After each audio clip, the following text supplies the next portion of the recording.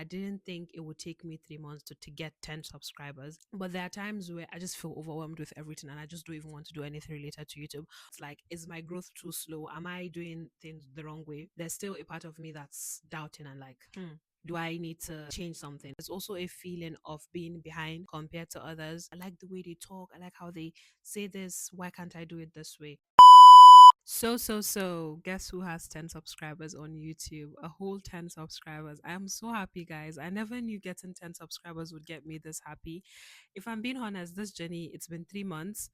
Actually, at the time of recording this video, I have 12 subscribers on my channel. Can you imagine? Like a whole 12 subscribers. I'm nobody's mates, guys. Like, oh my God, 10 subscribers. A whole even number. I'm so happy. And I have a lot to say in this video. I know I look happy and I am definitely really happy about it, but there's also a downside or something I'm thinking about and doubting, and I'll talk about it in the video. I have a whole playlist on my channel about my YouTube journey, so my struggles, things I have learned. So make sure to check out those videos. But in this video, I'm going to be talking about a few things. So expectation versus reality, basically. What did I think would happen in 3 months versus what actually happened? So I opened the channel December 27th, 2024. My expectation, honestly, was I didn't think I would be as consistent as I was. And if I am being honest, I didn't think it would take me 3 months to get 10 subscribers. Although I know that people kept saying that YouTube was hard, but I didn't think it was like this. There was just something in me that felt, because look at it, I've posted 61 videos on this channel, almost 27 or 28 long form videos, and I have like almost 30 shorts on the channel. So I never thought that I would actually be stuck on 7 or 9 subscribers, because it hasn't even been a week that I have been on 12 subscribers. So you could call it being on 7 subscribers for 3 months. I don't know how I was able to continue posting even though that I saw my subscriber. I think I know how, honestly, because in the first place, my motivation was not all subscribers and getting monetized, stuff like that. And it's okay if that's your motivation. But then for me, that was not the main reason. I think that was why I was able to push through. I think in conclusion for that question, my expectation of growth, I don't think I grew like as I expected. I didn't even have a certain number in my head at the beginning, but I didn't think it was going to be like this. I feel like this isn't a lot, but then in terms of growth in other aspects of my life, I feel like I've gotten much more. Does that make sense?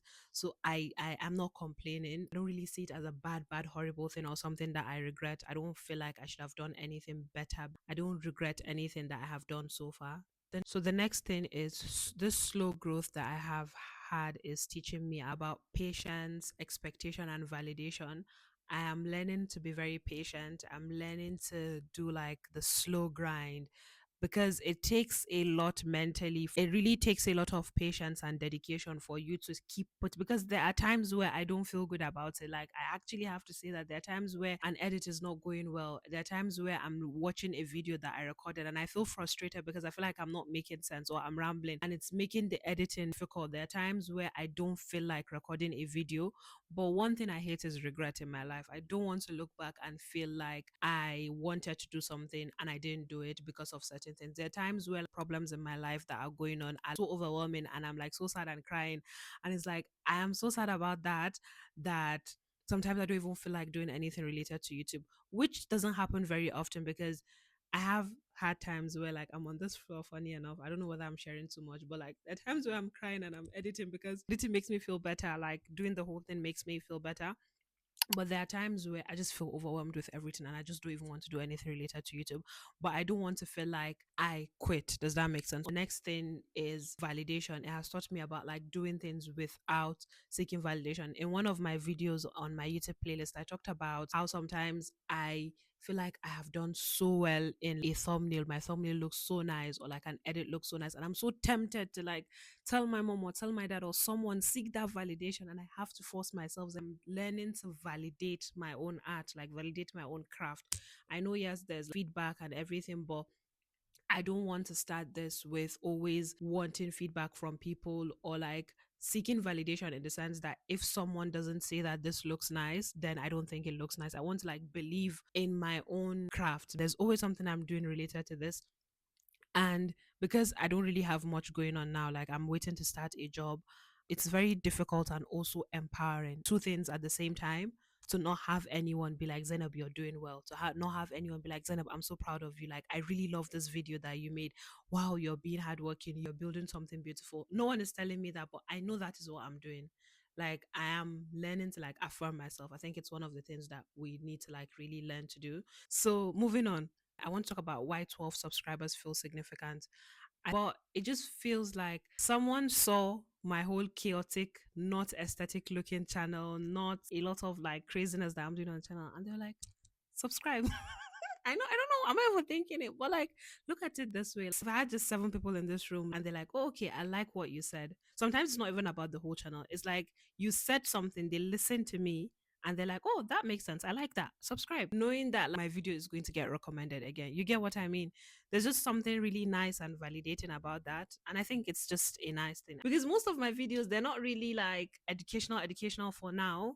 Most of my videos like are just about me. They're not really how to videos or how to make money. You get what I mean? So I think it's perspective. It's not about hundreds of subscribers or thousands, but it's like those seven people. I wish YouTube was Instagram where we could like see who subscribed. I don't know. I don't know why I want to see it, but it's like, who are you? Well, I wish it was like Instagram where you could view people's profiles, but you cannot. Next thing I want to share is my struggles and doubts. Honestly, even though I've said all those things, there's still a little part of me, so a voice at the back of my head that is like, Zainab, is your growth too slow? Are you doing something wrong? Are you being too comfortable? Even though, like I said, I didn't start this with wanting to grow on YouTube or get monetized. It's not something I've not even put a timeline. I'm not saying I want to get monetized this year. I would love if I do. I don't mind it. But then there's something about me that's thinking, is my growth too slow? Am I doing something wrong? Considering I don't even have a niche, when I hear people talking about, oh, you need a niche, I don't want to compromise what I want the channel to be. I don't want to just, I'm not really there yet where I'm so passionate about giving educational content where it's just me like talking about how to or videos for people or helping people. This is also like for me. This channel is also for me. It's therapy for me. So I don't want, but then there's also a part of me that's like, is my growth too slow? Am I doing things the wrong way? There's still a part of me that's doubting and like, do I need to change something? But I don't think, I'm just saying it. It's just that little voice, but I'm not changing anything, honestly. This is what is working for me now. If maybe in future, I decide to open another channel where I'm focusing on one specific thing, and maybe if this channel doesn't grow just because there are multiple things that's going on, I think that's totally fine. Like I said, I call this channel my time capsule, Zainab Werno's time capsule, and it's just basically a time capsule where like my growth, all the things that's happening to me, my thoughts, my reflections. I have a lot of videos where I'm just talking about random stuff or like my life lately, little things that are happening in my life, because I want to look back and watch it and remember like 3 years later, oh, this happened on this date. I was thinking about this and I was excited about this muffin from Tesco. I was excited about my curtains, stuff like that. So this is my baby, and it's fine if it doesn't grow as much as I want to, although like there's still that little voice in my head that's doubt. Do you get what I mean? One more thing I want to add is there's also a feeling of being behind compared to others. I have learned to really not compare myself too much to other YouTubers on this platform. I have actually even specifically made it a choice to, for this specific channel, follow like small creators. I have another channel where I follow like the big creators and people I like to watch, whether it's movies, stuff like that. But then for this channel, I have made it a distance to like make sure that I follow people who are on the same journey as me. And although sometimes I tend to compare, like it's not even intentional. I'm like, oh, this person, I like the way they talk. I like how they say this. Why can't I do it this way? You get what I mean? But I don't really have much to say on this. I just, before I used to let the thought linger and then act on it, like be sad about it. But now I'm becoming more self aware. I'm just like, okay, this is just comparisons and I get over it. And I don't act on it. I don't let it make me feel bad. This is how I've been able to cope with it. But I'm just saying, like, this is kind of sometimes a struggle. It's something like I think about, honestly. But I've learned to just not care and let it go. The next thing I want to share is my goals for the next 3 months. My goals are to focus on making like more value based videos, in the sense that I have different playlists on my channels that are for specific things that I want to talk about. I want to be more intentional about creating videos for those playlists. The first playlist is basically talking about my experience in University of Bristol and in the UK in general as an international student.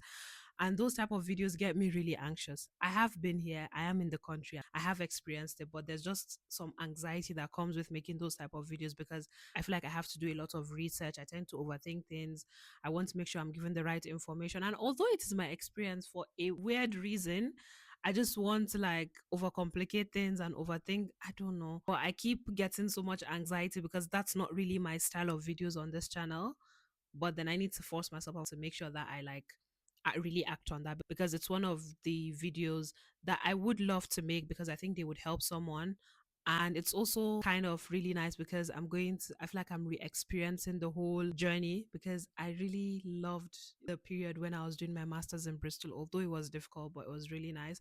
For example, I have a video right now that I'm writing a script for, which is reviewing my student accommodation. And that video is just so detailed. I have not seen anyone review the accommodation on YouTube entirely, not even the university. So I'm really proud of that video and I'm putting so much effort into it. And yeah, so just videos like that. The next one is I want to do book reviews.